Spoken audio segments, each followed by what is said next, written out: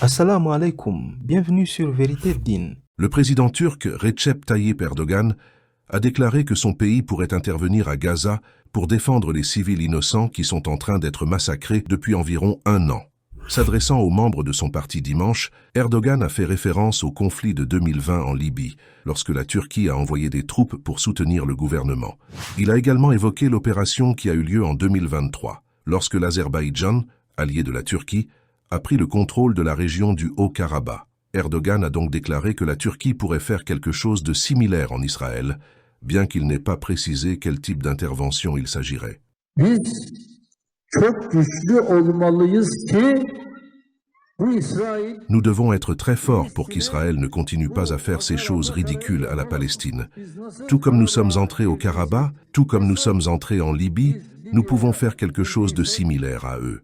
Il n'y a aucune raison pour que nous ne le fassions pas. Nous devons seulement être forts pour pouvoir prendre ces mesures.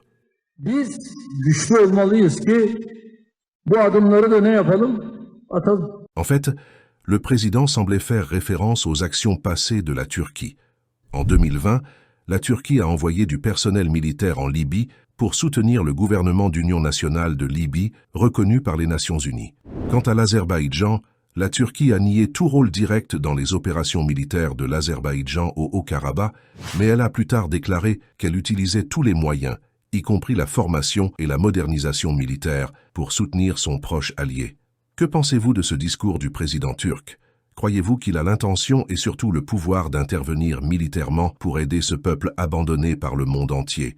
Ou bien c'est juste un discours comme d'autres que nous avons toujours entendus de la part de divers chefs d'État à majorité musulmane, mais qui ne sont suivis d'aucune action concrète?